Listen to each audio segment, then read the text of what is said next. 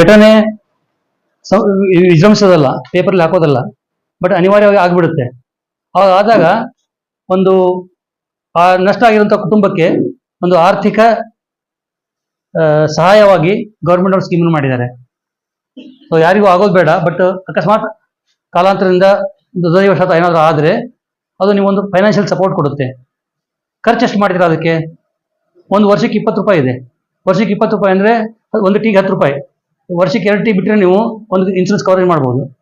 ಇನ್ನೊಂದು 436, ವರ್ಷಕ್ಕೆ 436 ಅಂದರೆ 40 ಟೀ ಬರುತ್ತೆ. ಸೊ ವರ್ಷದಲ್ಲಿ 42 ಟೀ ಬಿಟ್ಟರೆ ನೀವು 4 ಲಕ್ಷ ರೂಪಾಯಿ ಇನ್ಶೂರೆನ್ಸ್ ಕವರ್ ಮಾಡ್ತೀರಾ. ಯೋಚನೆ ಮಾಡಿ, ಇಷ್ಟೊಂದು ಕಡಿಮೆ ಅಮೌಂಟಲ್ಲಿ ಇದನ್ನೇ ನೀವು ಬಜಾಜ್ ಅಲಿಯಾನ್ಸು, HSBC ಮತ್ತು ಇನ್ಯಾವುದೋ ಟಾಟಾ ಸ್ಟಾರ್, ನೀವು ಸ್ಟಾರ್ ಎಲ್ಲ ಸುಮಾರಿದೆ, ಅದರಲ್ಲೆಲ್ಲ ನೀವು ಹೋದರೆ ನೀವು ಸುಮಾರು 10,000 20,000 ಆ್ಯನ್ಯುವಲ್ ಪ್ರತಿ ವರ್ಷ ಕಟ್ಟಬೇಕು. ಪ್ರೀಮಿಯಂ 20,000, 25,000 ಕಟ್ಟಬೇಕು. ಅಷ್ಟು 25,000 ಕಟ್ಟೋದ್ರಲ್ಲಿ 436 ಕಟ್ಟೋದಿಲ್ಲಿ. ಯೋಚನೆ ಮಾಡಿ, ಗೌರ್ಮೆಂಟ್ ಒಳ್ಳೆ ಸ್ಕೀಮ್ ಮಾಡಿದ್ದಾರೆ. ಏಕ್ದಮ್ ಅತಿ ಕಡು ಬಡವರಿಗೆ ಇದು ಒಳ್ಳೆ ಸ್ಕೀಮ್.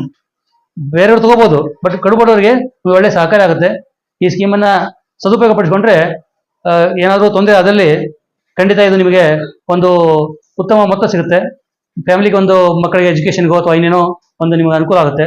ಅದಕ್ಕೆ ನಿಮ್ಮಲ್ಲಿ ವಿನಂತಿ ಮಾಡ್ಕೊಳ್ಳೋದೇನೆಂದರೆ, ದಯವಿಟ್ಟು ಇದನ್ನ ನೀವು ತಗೊಳ್ಳಿ, ಪ್ಲಸ್ ನಿಮ್ಮ ರಿಲೇಷನ್ಸ್ ಫ್ರೆಂಡ್ಸ್ಗೆಲ್ಲ ಹೇಳಿ ಇದು ಸ್ಕೀಮ್ ಈ ಥರ ಇದೆ, ಬೆನಿಫಿಟ್ ಆಗುತ್ತೆ ಅಂತ.